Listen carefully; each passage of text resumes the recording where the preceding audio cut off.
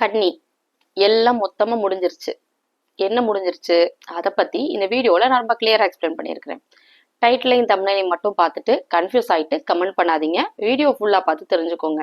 இந்த வீடியோல நம்ம பார்க்க போறது கன்னி ராசிக்கான ஜூன் மந்த் ராசி பலன். ராசி பலன் பார்க்கறதுக்கு முன்னாடி சேனலை மறக்காம சப்ஸ்கிரைப் பண்ணி வச்சுக்கோங்க. அப்பதான் உங்களுக்கு எவ்ரி வீக் நாங்க அப்லோட் பண்ணக்கூடிய ராசி பலன் பத்துறது மட்டும் இல்லாம நிறைய கிரகங்களை பத்தின அஸ்ட்ராலஜி பத்தின ஜென்ரல் வீடியோஸ் கூட உடனே நோட்டிஃபை ஆகும். உங்களோட சொந்த ஜாதகத்துக்கு அஸ்ட்ராலஜி ஆன்லைன் கன்சல்டேஷன் வேணும்னு நினைச்சீங்கன்னா ஸ்க்ரீன்ல தெரியுற இந்த வாட்ஸ்அப் நம்பருக்கு நீங்க ரீச் அவுட் பண்ணி உங்களுக்கான அப்பாயின்மெண்ட்டை புக் பண்ணிக்கலாம். ஓகே, கன்னி ராசிக்கு இந்த ஜூன் மாசம் எப்படி இருக்கும் அப்படின்னு பார்த்துடலாமா? கன்னி ராசியை பொறுத்த வரைக்கும் பாஸ்ட் கப்புள் ஆஃப் மந்த்ஸ் உங்களுக்கு பெருசா சொல்லிக்கிற மாதிரி எதுவுமே இருந்திருக்காதுங்க.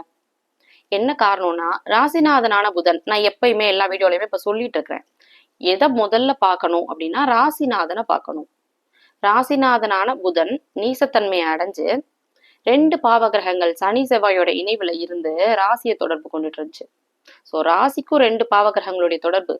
ராசிநாதனான புதனும் பாத்தீங்கன்னா கடுமையான ஒரு இதுல வலுவிழந்து 2 பாவகிரகத்துடைய இணைவுல இருந்தனால கன்னி ராசிக்கார குழந்தைங்களாம் பாத்தீங்கன்னா ஸ்கூல் காலேஜ் படிக்கக்கூடிய குழந்தைங்களாம் கடுமையா படிப்பு சம்பந்தப்பட்ட விஷயத்துல பாதிக்கப்பட்டிருப்பாங்க. கடுமையான மன அழுத்தம், சிக்காகிறது, ஸ்கூலுக்கே போக முடியாத நிலைமை, இந்த மாதிரிலாம் நடந்திருக்கும். ஓரளவுக்கு மிடில் ஏஜ்ல இருக்கிறவங்க, கொஞ்சம் வயசானவங்களுக்கு எல்லாம் பாத்தீங்கன்னா ஃபேமிலி மெம்பர்ஸால சில மன கஷ்டங்கள், சகோதர உறவு பாதிக்கப்பட்டது. ஏன்னா செவ்வாயும் பாவத்தன்மையோட இருந்துச்சு. நிறைய கன்னிராசிக்காரங்களுக்குலாம் இளைய சகோதர அமைப்பு கேட்டிருக்கும். இளைய சகோதர பிரிவு, இழப்பு மாதிரியான விஷயங்கள் கன்னிராசிக்காரங்களுக்கு நடந்திருக்கும். கணவன் மனைவி சம்பந்தப்பட்ட விஷயம், காதல் சம்பந்தப்பட்ட விஷயங்களும் சிறப்பா சொல்லிக்கிற மாதிரி இல்லை, அதுதான் உண்மை. இனிமே கன்னிராசிக்காரங்களுக்கு வரப்போற குரு பயிற்சிக்கு அப்புறம் நிறைய நன்மைகள் எதிர்பார்க்கலாங்க. இந்த குரு பயிற்சி எல்லாரும் எதிர்பார்க்கக்கூடிய ஒண்ணு இல்லையா? 12 வருஷத்துக்கு ஒரு தடவை குரு உச்ச நிலையை அடையும். அதாவது கடகராசி மேல குரு பயிற்சி நடக்க போகுது. 12 வருஷத்துக்கு ஒரு தடவை குரு உச்ச நிலையை அடையும். எல்லா வருஷமுமே குரு பயிற்சி நடக்கும். ஆனா இந்த குரு பயிற்சி கொஞ்சம் ஸ்பெஷலானது. சாதாரண குருவுடைய பார்வைக்கும் உச்ச குருவுடைய பார்வைக்கும் விசேஷம் இருக்கு இல்லையா? சோ அதான் குரு நல்ல ஒரு ஸ்ட்ராங்கான நிலைமைக்கு வருது. உச்ச குரு பயிற்சி இப்ப நடக்க போறது. ஸோ அந்த வீடியோ பப்ளிஷ் ஆகக்கூடிய அந்த நாள் பாத்தீங்கன்னா குரு பயிற்சி காலையில 1 மணிக்கு நடந்து முடிஞ்சிருக்கும். ஓகே, இந்த குரு பயிற்சி எப்படி இருக்கும்? உங்களுக்கு லாபஸ்தானத்துக்கு வருது. மூத்த சகோதரன், லாபம், இது எல்லாத்தையும் குறிக்கக்கூடிய ஸ்தானம் 11வது இடம். 11வது இடத்துக்கு குரு உச்சமாகுது. 3வது இடத்தை, உங்களுடைய ராசிக்கு 3வது இடத்தை 5வது பார்வையா தொடர்பு கொள்ளுது. குரு பார்வை எங்கெல்லாம் படுதுன்னு பாத்தீங்கன்னா, உங்க ராசிக்கு 3வது இடம், உங்க ராசிக்கு 5வது இடம், அடுத்தது உங்களுடைய கன்னி ராசிக்கு 7வது இடத்துக்கு குருவுடைய பார்வை கிடைக்குது. பார்வைப்படக்கூடிய இடங்கள், குரு பார்வை எங்கெல்லாம் படுதோ அந்த ஸ்தானங்கள் வளரும். சகோதர ஸ்தானமான 11வது இடத்துல மூத்த சகோதர ஸ்தானத்துல இருந்து இளைய சகோதர ஸ்தானத்தை தொடர்பு கொள்ளுது. இளைய சகோதரன், புகழ், உதவி, கீர்த்தி, இது எல்லாத்தையும் குறிக்கக்கூடிய ஸ்தானம். நல்ல ஒரு ஃபேம் கிடைக்கும். சினிமா இண்டஸ்ட்ரியில இருக்கிறவங்க, அரசியல்ல இருக்கிறவங்க, செலிபிரிட்டியா இருக்கிறவங்களுக்குலாம், என் யூடியூப் சேனல் பண்றவங்களுக்கு கூட நல்ல ஒரு ஃபேம் கிடைக்கக்கூடிய ஒரு மாசமாவே அமைஞ்சிருக்கு. யூடியூப் சேனல் மாதிரியான விஷயங்கள்லாம் ஸ்டார்ட் பண்ணலாம். ஆனா உங்களுடைய சொந்த ஜாதகத்தை நீங்க செக் பண்ணிக்கணும். யூடியூப்ல நீங்க சக்சஸ் ஆகணும் அப்படின்னா உங்க சொந்த ஜாதகத்துல புதன் நல்லா ஸ்ட்ராங்கா இருக்கணும். ஸோ அதையும் செக் பண்ணிக்கணும். அரசியல்ல இருக்கக்கூடியவங்க, ஆக்டிங் கேரியர் பர்சியூ பண்றவங்க, அவங்க எல்லாருக்குமே பாத்தீங்கன்னா ரொம்ப நல்ல ஒரு வருஷம் இது. அந்த வருஷத்தோட தொடக்கமே இந்த குரு பயிற்சியில இருந்து உங்களுக்கான முன்னேற்றம் நடக்கிறத பாப்பீங்க. அதுல இந்த ஜூன் மந்த் அதுக்கான சில ட்ரெய்லர் மாதிரியான விஷயங்களை காட்டும் உங்களுக்கு. இளைய சகோதர அமைப்பு ரொம்ப நல்லா இருக்கும். சகோதர உறவு ரொம்ப நல்லா இருக்கும். இதுக்கு முன்னாடி சகோதரனுக்கும் உங்களுக்கும் இருந்த கருத்து வேறுபாடு எல்லாமே சரியாகிறத பாப்பீங்க. முயற்சி, உதவி, இது எல்லாத்தையும் குறிக்கக்கூடிய ஸ்தானம். நீங்க எடுக்கக்கூடிய முயற்சிக்கான சக்சஸ் ரேட் கொஞ்சம் அதிகமா இருக்கும். எதிர்பாராத ஒரு புது நபரால உங்களுக்கு ஒரு உதவி கிடைக்கிறது. இந்த மாதிரியான விஷயங்கள்லாம் நடக்கும். அடுத்தது ராசிக்கு ராசிநாதனான புதன் பாத்தீங்கன்னா நீச நிலைமையெல்லாம் தாண்டி வந்துருச்சு. மாதாந்திர கிரகம் நீசத்தை கடந்துருச்சு. சனி செவ்வாய் மாதிரியான பாவ கிரகங்களுடைய தொடர்புல இருந்து தாண்டி வந்துருச்சு. ராசிநாதனான புதன் நல்லா ஸ்ட்ராங்கா ஆட்சியாயிருக்கு. ராசி மேல ஆட்சியாகல. 10வது இடமான தொழில் ஸ்தானத்துல புதன் ஆட்சியாயிருக்கு. ராசிநாதன் 10வது அதிபதி, தொழில் ஸ்தானாதிபதி, ரெண்டுமே புதன் தான். தொழில் ஸ்தானத்துல புதன் ஆட்சியாயிருக்கு. உங்க எண்ணங்கள் எல்லாமே தொழில் சம்பந்தப்பட்டதா இருக்கும்.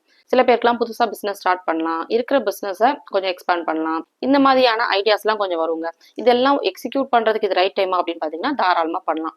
இந்த வருஷம் நீங்க எது பண்றதா இருந்தாலும் அதுக்கான சக்சஸ் ரேட் ரொம்ப அதிகமா இருக்கும். அடுத்தது ராசிக்கு 2வது இடம். 2வது அதிபதி சுக்கிரன். 2வது அதிபதியான சுக்கிரன் 10வது இடத்துல தொழில் ஸ்தானத்துல ஸ்ட்ராங்கா இருக்கு. தனாதிபதியும் கூட. தனம், வாக்கு, குடும்பஸ்தானாதிபதி.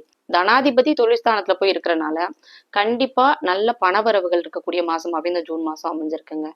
அடுத்தது ராசிக்கு 3வது அதிபதி செவ்வாய். செவ்வாய் பாத்தீங்கன்னா 21ஆம் தேதி உங்களுடைய ராசிக்கு 9வது இடமான பாக்கியஸ்தானத்துக்கு வருது. சுக்கிரனுடைய வீடு நட்பு வீடு. உங்களுடைய ராசிக்கு 3 8வது அதிபதி, அட்டமாதிபதியும் கூட செவ்வாய், 3வது அதிபதியும் செவ்வாய் தான் 9வது இடத்துக்கு வருது. 9வது இடத்துல இருந்து 3வது இடத்தை தொடர்பு கொள்ளுது. சகோதர உறவு கண்டிப்பா உங்களுக்கு நல்லா இருக்கும். ஏன்னா சகோதர ஸ்தானத்துக்கு குரு பார்வை கிடைக்கிறதுனால. ஆனா இருக்கக்கூடிய இடத்தை கெடுக்கும் செவ்வாய். கன்னி மிதுன ராசிக்காரங்களுக்கு செவ்வாய் எங்கெல்லாம் இருக்கோ எங்கெல்லாம் இருக்குதோ இந்த இடத்தெல்லாம் செவ்வாய் தொடர்பு கொள்ளுதோ, அதாவது செவ்வாயுடைய இருப்பு பார்வை இருக்கிற இடத்தையும் பார்க்கிற இடத்தையும் கெடுக்கும். செவ்வாயுடைய தொடர்பு எங்கெல்லாம் வருதோ அந்த இடங்கள் அந்த ஸ்தானங்கள் கன்னி மிதுன ராசிக்காரங்களுக்கு கெடும். ஏன்னா மிதுனத்துக்கு 6வது அதிபதி, கன்னிக்கு அட்டமாதிபதி. 6 8 காம்பினேஷன்ஸ் வரக்கூடாது. வேதிக் அஸ்ட்ராலஜில துர்ஸ்தானங்கள்னு சொல்லுவோம். ஸோ செவ்வாய் எப்பயுமே கன்னி ராசிக்காரங்களுக்கு நல்ல விஷயங்களை செய்யாது. 9வது இடம் பூர்வீக ஸ்தானம், தந்தையை குறிக்கக்கூடிய ஸ்தானம் 9வது இடம். ஸோ பாக்கியஸ்தானம்னு கூட சொல்லுவோம். 9வது இடத்துக்கு செவ்வாய் பயிற்சியாகி வரப்போது இந்த ஜூன் 21ஆம் தேதி. 21ஆம் தேதிக்கு அப்புறம் தந்தை பிரிவு மாதிரியான விஷயங்கள் உங்களுக்கு நடக்கும். தந்தையுடைய உடல்நிலையில கொஞ்சம் அக்கறை தேவை. அப்பாவளி சொத்து கிடைக்கிறது, அப்பாவளி சொத்து சம்பந்தமா ஏதாவது உங்களுக்கு கேஸ் போயிட்டு இருக்கு அப்படின்னா உங்களுக்கு அந்த விஷயங்கள் கைகூடுறதுக்கு ரைட்டான ஒரு மாசம் இது கிடையாது. அடுத்தது ராசிக்கு 4வது அதிபதினு சொல்லக்கூடிய குரு. குரு நல்ல ஸ்ட்ராங்கா உச்சமாகுது. கல்வி சம்பந்தப்பட்ட விஷயம், வீடு வாகனம் சம்பந்தப்பட்ட விஷயம் எல்லாமே ரொம்ப நல்லா இருக்குங்க. படிச்சுட்டு இருக்கக்கூடிய கன்னிராசிக்காரங்க எல்லாருக்குமே சூப்பரான ஒரு வருஷமாவே அமைஞ்சிருக்கு. ரொம்ப அரியர்ஸ் வச்சிருக்கிறீங்களா, கல்வியில கொஞ்சம் மந்தமா இருக்கிறீங்களா, எஜுகேஷன் கேப் ஆயிடுச்சா, இந்த மாதிரியான விஷயங்கள்லாம் இருந்துச்சுன்னா உங்களுக்கு இந்த ஜூன் மாசம் அது எல்லாத்தையும் சரி பண்ணக்கூடிய ஒரு தொடக்கத்தை கொடுக்கும் கண்டிப்பா அந்த குரு பயிற்சி. கல்வி விஷயங்கள் எல்லாமே ரொம்ப சூப்பரா இருக்கும் கன்னிராசிக்காரங்க எல்லாருக்கும். சில பேருக்கு உயர்கல்வி படிக்கிறது, வெளிநாட்டுக்கு படிக்க போறது, இந்த மாதிரியான விஷயம்லாம் நடக்கும். 5வது இடத்துக்கு குரு பார்வை கிடைச்சிருக்கு. 5வது அதிபதி சனி, 5 6வது அதிபதி ரெண்டுமே சனி தான். சனி பாத்தீங்கன்னா உச்ச குருவுடைய வீட்டுல குருவுடைய பார்வையிலே இருக்கு. உங்க ராசிக்கு 7வது இடத்துல இருக்கு. சோ குரு பார்வை 5வது இடத்துக்கும் 5வது அதிபதிக்கும் படுறதுனால கல்யாணம் ஆன நியூலி மேரிட் கப்பல்ஸ்க்கு பிரெக்னன்சி மாதிரியான விஷயம், கொஞ்சம் 60 70 வயசுல இருக்கக்கூடிய கன்னிராசிக்கார பேரண்ட்ஸ் எல்லாம் இருப்பாங்களா, அவங்களுக்குலாம் குழந்தைகளால ஆதரவு, குழந்தைகளோட ஒரு நல்ல ஒரு உறவு இல்லை, குழந்தைங்க வெளிநாட்டுல இருக்கிறாங்க, பார்க்க போக முடியல, அவங்களாலையும் வர முடியல, இந்த மாதிரிலாம் இருந்த சூழ்நிலை மாறி குழந்தைங்கள நீங்க விசிட் பண்றது, குழந்தைங்க உங்களை விசிட் பண்றது, குழந்தைங்க உங்களுக்கு சொத்து வாங்கி தரது, பிள்ளைங்களால ஆதரவு, இந்த மாதிரியான விஷயம் எல்லாம் நடக்கும். குழந்தைங்க விஷயத்துல உங்களுக்கு முன்னாடி இருந்த கவலைகள் எல்லாமே விலகிடும். அடுத்தது உங்களுடைய ராசிக்கு 6வது அதிபதியும் சனிதான். சனி குருவுடைய பார்வையிலே இருக்கு. 6வது இடத்துல ராகு இருந்தா கூட 6வது அதிபதி சனிக்கு குரு பார்வை கிடைக்க போகுது. குருவுடைய வீட்டுல குருவுடைய பார்வையிலே இருக்கும்.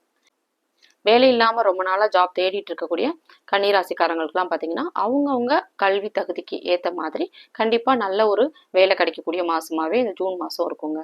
அடுத்தது ராசிக்கு 7வது இடத்துல சனி இருக்கு.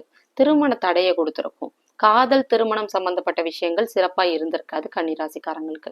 மனைவி சம்பந்தப்பட்ட விஷயம், கணவன் மனைவி பிரிஞ்சிருக்கிறோம், கருத்து வேறுபாடு இருந்துட்டே இருக்கு, இந்த மாதிரிலாம் இருந்த சூழ்நிலை கொஞ்சம் கொஞ்சமா உங்களுக்கு விலகி கணவன் மனைவி உறவு நல்லா இருக்குது. காதல் திருமணம் சம்பந்தப்பட்ட விஷயத்துல நிறைய நல்ல விஷயங்கள் நடக்கிறது, நிச்சயதார்த்தம் நடக்கிறது. சில பேருக்குலாம் காதல் திருமணம் பேரண்ட் சம்மதத்தோட நடக்கிறது. ஏன்னா 7ல சனி இருந்து சுபத்தன்மையோட இருந்துச்சுன்னா காதல் திருமணம் மாதிரியான விஷயங்கள்லாம் கூட நடக்கும் கன்னிராசிக்காரங்களுக்கு. இப்ப நான் சொல்லிட்டு இருக்கிறது கோச்சாரத்தை பொறுத்த வரைக்கும். உங்க சொந்த ஜாதகப்படி வேறுபடும். நிறைய வீடியோஸ்ல நான் காதல் திருமணம் பத்தி சொல்லியிருப்பேன். உங்களுக்கு அவயோக தசை உங்க சொந்த ஜாதகத்துல நடந்துச்சுன்னா, அதாவது 6 8 அதிபதிகளுடைய தசை நடக்கக்கூடாது ஒரு ஜாதகத்துல. எந்த ஒரு பர்சனுக்கும் 6 8 அதிபதிகளுடைய தசை நடந்துச்சுன்னா அவங்க வாழ்க்கையில கஷ்டங்கள் இருக்கும், செட்பேக்ஸ் இருக்கும், முன்னேற முடியாது. பர்சனல் லைஃபோ ப்ரொஃபஷனல் லைஃபோ எதுவா இருந்தாலும் அதுல ஒரு குறை இருக்கும். மனசுக்கு நினைச்ச மாதிரி நீங்க மனசுக்கு பிடிச்ச மாதிரியான விஷயங்களை செய்ய முடியாது.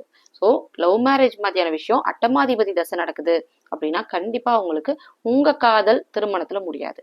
தசாபுத்தி அப்படின்னு ஒரு விஷயம் இருக்குங்க, நிறைய பேருக்கு தெரியாது. பலன்கள் அப்படின்னா இப்ப ராசி பலன் நாங்க சொல்லிட்டு இருக்கிறோம். கோச்சாரத்துல இருக்கக்கூடிய ராசி பலன் அப்படின்னு பாத்தீங்கன்னா வெறும் 30%.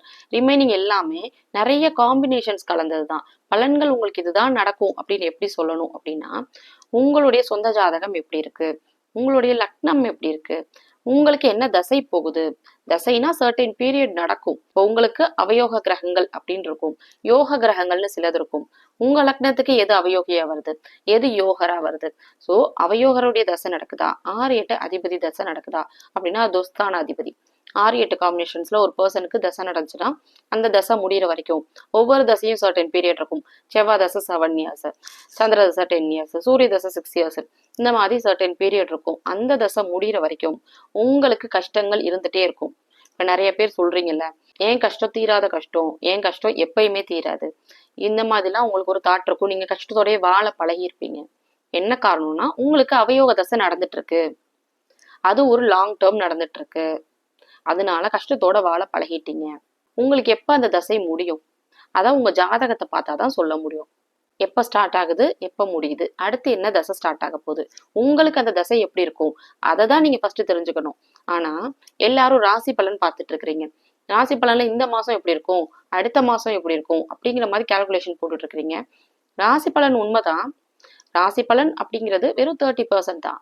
ஸோ கோச்சாரம், கிரக நிலைகள், உங்களுடைய லக்னம், கோச்சாரத்துல உங்களுடைய ராசி அதிபதியும் உங்களுடைய லக்னாதிபதியும் என்ன மாதிரியான நிலைமையில இருக்கிறாங்க, அது ரொம்ப முக்கியம்.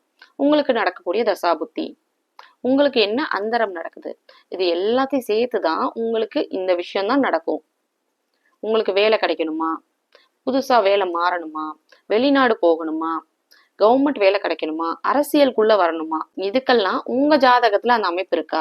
ஜாதகத்துல அமைப்பு இருந்தாலும் யோக தசை நடந்தா மட்டும்தான் நீங்க நினைக்கக்கூடிய அந்த விஷயங்கள் உங்களுக்கு நடக்கும். இல்லைன்னா நீங்க பண்ணக்கூடிய விஷயங்கள்ல தடைகள் இருக்கும். அவயோக கிரகம் பண்ண விடாது. இந்த ஐடியா வச்சுக்கோங்க. நிறைய பேருக்கு இதை பத்தின ஒரு ஐடியாவே இருக்காது. ராசி பலன் தான் ஜோசியம், ராசி பலன்ல ஒண்ணு சொல்றாங்க, எங்களுக்கே நடக்கல அப்படின்னா உங்களுக்கு ஏன் நடக்கலன்னா இதனாலதான் நடக்கல. அடுத்து உங்களுடைய ராசிக்கு 10வது இடத்துல 10வது அதிபதி புதன் நல்ல ஸ்தான பலத்தோட ஆட்சியாகி இருக்கு. தொழில் விஷயங்கள் ரொம்ப நல்லா இருக்கும், தொழில் விருத்தி இருக்கும், தொழில ப்ராஃபிட்ஸ் கிடைக்கிறது, தொழில் மூலியமா லாபம் கிடைக்கிறது, புதுசா கிளைண்ட்ஸ் கிடைக்கிறது, இந்த மாதிரியான நல்ல விஷயங்கள்லாம் நடக்கும். அடுத்தது 11வது அதிபதினு சொல்லக்கூடிய சந்திரன். சந்திரன் மாதாந்திர கிரகம், 2.25 நாளைக்கு ஒரு தடவை பயிற்சி ஆகக்கூடிய கிரகம், தேய்பிரை நோக்கி போயிட்டு இருக்கு. லாபஸ்தானாதிபதி இருந்தாலும் 11வது இடத்துக்கு குரு வரப்போகுது. ஸோ நல்ல ஒரு விஷயம். 11வது இடம் லாபஸ்தானம், மூத்த சகோதர ஸ்தானம், இளைய மனைவி, இது எல்லாத்தையும் குறிக்கக்கூடிய ஸ்தானம். ஸோ இந்த விஷயங்கள் எல்லாமே நல்லா இருக்கும். அடுத்தது ராசிக்கு 12வது அதிபதி சூரியன். சூரியனும் தொழில் ஸ்தானத்துல போயிருக்குங்க. வெளிநாட்டுக்கு போறது, தொழில் சம்பந்தமா சில பிசினஸ் ட்ரிப் போறது, இந்த மாதிரியான விஷயம்லாம் கண்டிப்பா உங்களுக்கு நடக்கும். ஓகே, ஓவராலா கன்னி ராசியை பொறுத்த வரைக்கும் கோச்சார நிலைகள் ரொம்பவே நல்லா அமைஞ்சிருக்கு. சந்திராஷ்டமம் நாட்கள் 12, 13ஆம் தேதி கன்னிராசிக்காரங்களுக்கு சந்திராஷ்டமம் நடக்கும். சந்திராஷ்டமம் நாட்கள்ல மட்டும் முக்கிய முடிவுகளை தவிர்த்துறது நல்லது. புது அறிமுகங்களை தவிர்த்துருங்க. பயணம் பண்ணும்போது, எங்கேயாவது ஒரு இடத்துக்கு டிராவல் பண்ணும்போது கொஞ்சம் கவனமா இருக்கிறது நல்லது. ஏன்னா சந்திராஷ்டமம் நாட்கள்ல மனசு ஒரு கண்ட்ரோல்ல இருக்காது, மனக்குழப்பம் இருக்கும், பய உணர்வு இருக்கும். ஸோ இதெல்லாம் நடக்கும். சந்திராஷ்டமம் நாட்கள்ல நான் சொன்ன இந்த விஷயங்களை மட்டும் தவிர்த்துறது நல்லது. மற்றபடி கன்னிராசிக்காரங்களுக்கு இந்த ஜூன் மாசம் நல்ல மாசமாவே அமைஞ்சிருக்கு. இந்த வீடியோ பார்த்துட்டு இருக்கக்கூடிய கன்னிராசிக்காரங்களுக்கு நான் சொன்ன இந்த விஷயங்கள் எல்லாம் ரிலேட் பண்ணிக்க முடிஞ்சா உங்களோட ஒப்பீனியனை எனக்கு கமெண்ட்ல சொல்லுங்க. உங்களோட சொந்த ஜாதகத்துக்கு அஸ்ட்ராலஜி ஆன்லைன் கன்சல்டேஷன் வேணும்னு நினைச்சீங்கன்னா ஸ்கிரீன்ல தெரியுற இந்த வாட்ஸ்அப் நம்பருக்கு நீங்க ரீச் அவுட் பண்ணி உங்களுக்கான அப்பாயின்மெண்ட்டை புக் பண்ணிக்கலாம். நிறைய பேருக்கு ஒரு டவுட் இருக்கு, என்கிட்ட ஜாதகம் இல்லையே, எப்படி நான் ஜாதகம் பாக்குறது, அந்த ராசி வச்சு பார்க்கலாமா அப்படிலாம் எனக்கு நிறைய பேர் மெசேஜ் பண்றீங்க, மெயில் பண்றீங்க. ஜாதகம் பார்க்கணும் அப்படின்னா உங்க சொந்த ஜாதகம் தேவையே இல்லை. சொந்த ஜாதகம் இருந்தா ஓகே, சொந்த ஜாதகம் இல்லைன்னா கூட உங்களோட date of birth, birth time and birth place, இந்த டீடைல்ஸ் இருந்தாலே போதும் உங்களோட ஜாதகத்தை ஜென்ரேட் பண்ணி ப்ரெடிக்ஷன்ஸ் வாங்கிக்கலாம். என்னோட கிளைண்ட்ஸோட ஃபீட்பேக்ஸ் எல்லாம் ஃபர்ஸ்ட் கமெண்ட்ல பிரிண்டா இருக்கு, நீங்க செக் பண்ணிக்கலாம். மற்ற ராசிக்கான ராசி பலன் வீடியோ லிங்க் ஃபர்ஸ்ட் கமெண்ட்ல பிரிண்டா இருக்கு, you can check them out.